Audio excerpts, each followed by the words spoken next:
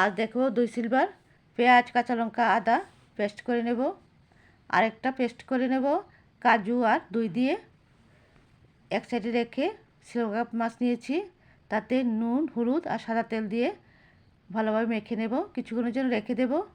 রেখে সাদা তেল দিয়ে হালকা করে ভেজে উঠিয়ে রাখব। আমার এই রেসিপিটা যদি ভালো লেগে থাকে তাহলে লাইক করবে, শেয়ার করবে, সাবস্ক্রাইব করে দেবে। আর যারা ফেসবুক থেকে দেখছো পেজটাকে ফলো করে দেবে। তোকে হালকা করে ভেজে নিচ্ছি। সবগুলি এভাবে হালকা করে ভেজে নেব।